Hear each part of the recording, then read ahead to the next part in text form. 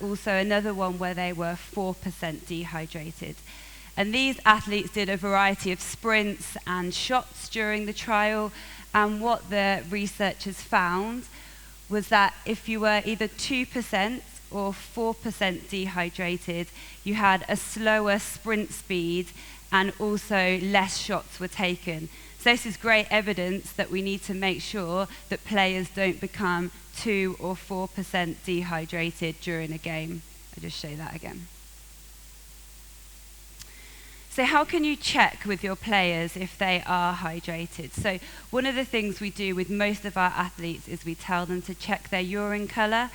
And it's not the most accurate way of determining hydration status, but it does give a really good overview or good visual of what their hydration status might be.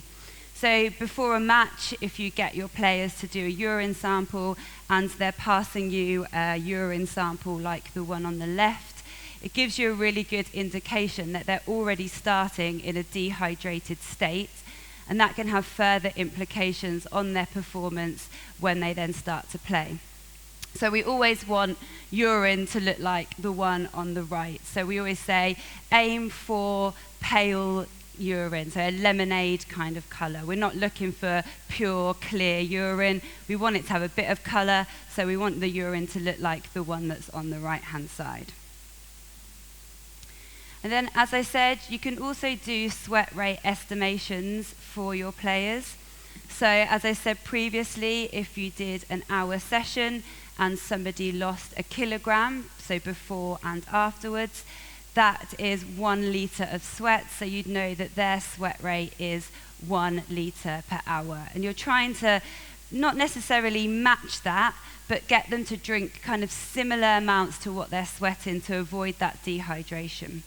So they said you can take body weight before and after, and then you have to account for the fluid that they've taken during.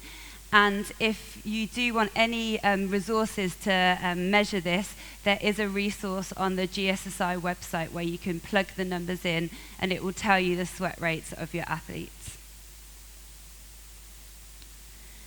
So recommendations for during, we always say that this should be based on the individual sweat rates. So if you've done the test with the players, you can give your players recommendations of what they should be trying to achieve during a match or during training. And basketball's quite specific in that there's lots of opportunities where you can take on-board fluids. So you can really try and get your players to drink their specific recommendations. And then afterwards, the recommendation for fluids is to replace around 120 to 150% of what's been lost. Now, if they're really good at matching their sweat rate and they haven't lost anything afterwards, it's also really important to recommend that players sip on fluids throughout the day so that they maintain their hydration, so that they're ready for when they train and when they compete again. So when we sweat, it's not just fluids that we're losing, we also lose sodium, and sodium's involved with muscle contraction. So again, we want to make sure that we don't lose too much sodium. And like sweat rates, there's a wide variety between individuals. So we get some people who have a really low sweat sodium concentration, and then some that have a really high sweat sodium concentration. It's not specifically known if this is the reason, but some people that do have high sweat sodium are more prone to cramping. So some of your athletes who are prone to cramp, it might be that they do have a high sweat sodium, but that's not the only reason why these players might cramp. And to measure that in your athletes is a bit more difficult, but you could just ask some really simple questions like, oh, when you sweat, do you see white stains on your clothing? Or get them to just lick their arm after they've trained and to see how salty it is. And if it's really salty, it's a great indication that they have high sweat sodium concentrations. Now, in a lot of the fluids that are provided for competition, in sports drinks, for example, they do always have sodium in, because sodium helps with the retention and distribution of the fluid that's also ingested. So it makes sure that the fluid stays within the body and isn't just excreted. Now, there's many different factors which could influence the hydration and the sweat rate, and these should all be taken into account when giving recommendations. So the training status and the intensity of the training. So if your players are doing a higher intensity training, kind of goes hand in hand that they're going to sweat more, so their recommendations might be slightly higher. Also, the environmental conditions. So if you're in a hotter sports arena, just bear that in mind, that your players are likely to sweat more and then will need slightly more fluid. And also the equipment and clothing that your players are wearing. So again, just another reason why sweat rates may be increased in those players that have more layers, more base layers. Now, as I said, I am part of Gatorade, but I'm not involved in the marketing or the sales. But a sports drink has all the components which you need for optimal hydration. So it has the water for the fluid intake, the sodium and carbohydrate, which is in the sports drink, also helps with the retention of that fluid and also the distribution. And obviously, the carbohydrate will also provide some kind of fuel, what's needed for sports performance. So that brings me quite nicely on to the energy side of things. And I like to do this comparison between the human body and a car engine. So if you think about your car, it only needs one type of fuel. So you'll either have a diesel or an unleaded car engine. But the human body is quite different. So depending on the exercise that we're doing, we need different amounts of fuel. We need different fuels to help our muscles work. So if we're doing endurance exercise, so just long, moderate intensity running, we're likely to use mostly fats to fuel our exercise. But if we're doing high intensity sprints, shuttle running, a lot of jumping, carbohydrate will be the main energy source that our body will need to fuel that exercise. So we can look at it on a graph, and this shows it quite nicely. So the exercise intensity is at the bottom. So the exercise intensity on the left-hand side is low, going up to really high intensity on the right-hand side. And if we look at the dotted line, that's our fat that we'll use to fuel our exercise. And you can see that we'll use a lot of fats to begin with as the exercise intensity is low, and that will drop off as the intensity increases. But then on the flip side, you'll see that carbohydrate will increase. So as the intensity gets higher, our muscles are highly dependent on that carbohydrate for that exercise. So this just hammers home that message really, in that for those high intensity exercise, carbohydrates is the main fuel, and that it's really important to make sure that players have optimal carbohydrate stores before they're playing, and also they may have instances where you need to consume carbohydrate during the match so that early onset of fatigue doesn't occur.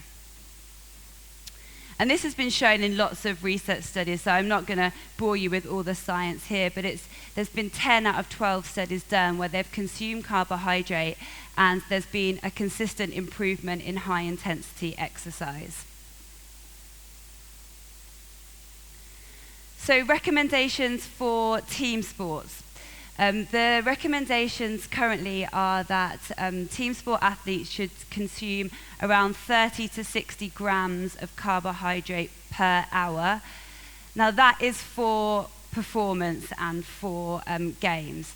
So if you're doing a recovery session or a light training session, it may not mean that you need carbohydrates during that training session, because it's just a low intensity. There's time for the athletes to eat and recover afterwards. And then just on the flip side, for endurance training or endurance sports, that recommendation could be increased further to 90 grams per hour. So I hope I've covered the two main things today. I've given lots of time for questions, and I will be staying around afterwards. But I just wanted to cover the hydration, so the importance not to become dehydrated, and also the energy and using carbohydrates to improve or maintain exercise performance. So I'll stay here for the next 10 minutes and ask if you've got any questions. I'm happy to answer them.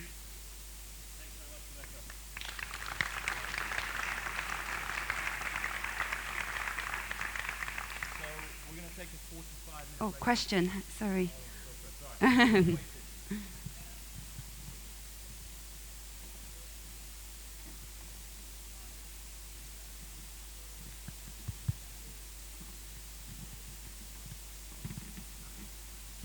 Yep, so that's a perfect opportunity to take on board carbohydrate, is the half time. And that can come in many different forms, so it doesn't necessarily just have to be in that fluids form. But what we say with all our athletes is to try and work out what works best for them. So some people don't want to take on board any solids, whereas other athletes will take on board bananas, gels. So it's working with your athletes to work out which is best for them. But yeah, there's nothing to say that during the match, water's absolutely fine to have, and then you can target that half-time situation to take on board your carbohydrate.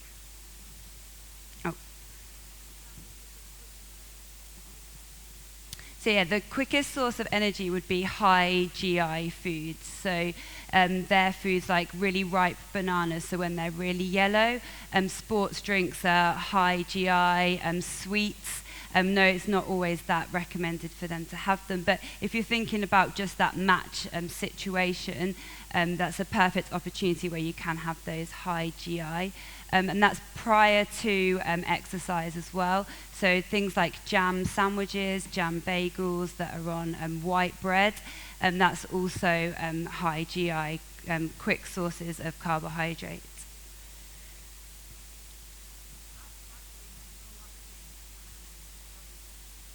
Sorry, just repeat that.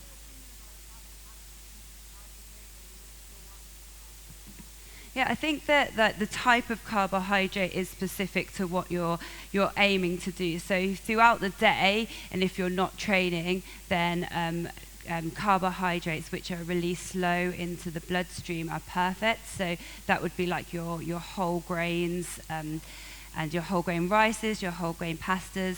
But then when you're thinking about the performance or the game situation, that's where you need to be a little bit more specific on the carbohydrates that you're using, and then you can use those like fast release, as they're often called, carbohydrates.